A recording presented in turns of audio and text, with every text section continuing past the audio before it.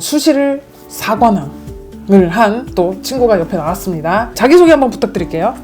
안녕하세요. 저는 동덕여자대학교 영남대학교 약학과 대구한의대학교 한의학과 고려대학교 바이오시스템 의과학부를 합격한 김민주입니다. 분명히 1년여 과정에 멘탈이 무너지는 포기하고 싶었던 순간들이 있었을 것 같은데 어떻게 극복했는지 궁금합니다.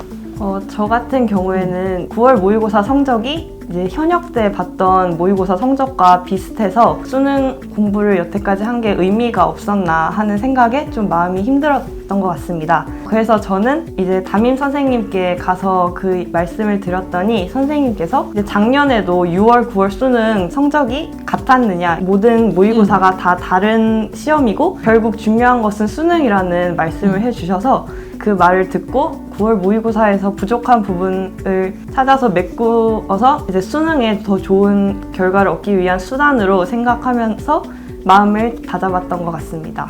옆에 있었던 담임으로서 좀 첨언을 하자면 6구 수능은 다 독립시행이야. 6월 평가원 따로, 9월 평가원 따로, 수능 다 따로라고 말을 되게 많이 하거든요.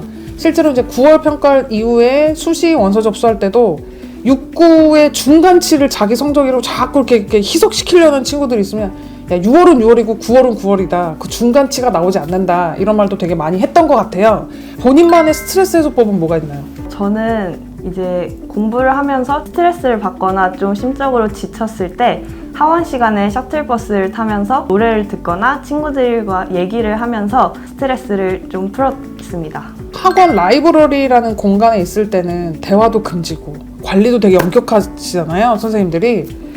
그 공간에서 어떻게 보냈는지, 어떻게 학습했는지도 되게 궁금합니다. 저는 라이브러리에 있는 공간 중에서 특히 수업을 하는 그 100분이라는 교실 내에는 집중을 무조건 하기 위해서 노력을 하였습니다. 그래서 라이브러리 바깥에 스탠딩 책상이 있어서 제가 고등학교 3학년 때 이제 졸음이 많이 문제가 되었었는데 졸린 것을 어떻게든 극복을 하기 위해서 스탠딩 책상을 정말 많이 이용을 하였고 학생 지도 선생님이나 담임 선생님의 경우에도 계속 저희가 공부하고 있는 라이브러리를 돌아다니시면서 저희가 공부를 하고 있는지를 계속 확인하고 감시하셨기 때문에 그것도 집중을 하는데 도움이 되었습니다. 전자기기도 벌점이 되게 세고 졸면 이렇게 깨우시잖아요. 그런 관리가 엄격하다고 하는데 실제로 그런가요? 제가 생각했던 것보다는 많이 후반으로 갈수록 엄격해졌던 것 같습니다. 학생 지도 선생님께서 더 많이 돌아다니시고 확실하게 관리를 하시려고 하는 모습이 느껴졌습니다. 국어, 수학, 영어, 탐구를 어떤 비중으로 어떻게 공부했는지 궁금합니다. 저 같은 경우에는 이제 6월 모의고사 전 상반기에는 수학에 투자를 정말 많이 했습니다. 못 푸는 문제가 있으면 그 문제를 붙잡고 정말 오랜 시간을 투자를 할 정도로 시간을 많이 썼고 국어의 경우에도 상반기에는 이제 기출 문제를 풀 때 시간의 제한을 두지 않고 기출 문제를 분석을 함으로써 제가 거기서 얻어갈 수 있는 것을 얻어가는 공부를 하였습니다. 하반기 때에는 이제 상반기에 비해서 탐구 과목의 비중을 좀 더 높이고 계속 실전 모의고사를 풀려고 하였고 시간의 제약을 둔 상태에서 공부를 함으로써 실전에서 제한된 시간에 문제를 풀어내기 위해서 필요한 능력을 기르려는 연습을 하였습니다. 혹시 들었던 수업 중에 추천해주고 싶은 강좌나 선생님이 있다면? 임용훈 선생님의 미적실력 수업을 들었습니다. 제가 미적부는 고등학교 3학년 때 본격적으로 공부를 했기 때문에 좀 많이 공통에 비해서 부족한 상태였는데 선생님의 방식을 체화를 하면서 복습의 효과를 얻을 수 있었기 때문에 각 부분에서 선생님이 강조하시는 내용과 어떤 문제풀이 방법을 익히고 풀어내는 데 많은 도움을 받았습니다. 본인이 생각했을 때 강북 청소를 추천한다면 어느 게 강점일 것 같아요? 제가 강북 청소를 해서 가장 도움이 되었던 부분은 시간표를 제가 짤 수 있다는 부분이라고 생각합니다. 그 이유는 제가 공부를 하면서도 많이 부족하다고 느끼는 부분이 있고 숙련된 정도 혹은 공부를 해 놓은 정도가 다르기 때문에 제가 부족한 과목의 수업은 좀 더 많이 듣거나 좀 더 쉬운 난이도의 수업을 이제 선택하여 들음으로써 제가 필요한 부분의 수업을 맞추어서 들을 수 있었고 그리고 수업 시간과 자습 시간을 균형을 적절히 유지를 하는데도 제가 시간표를 짜는 점이 많이 도움이 되었다고 생각합니다. 본인에게 전략단님이란?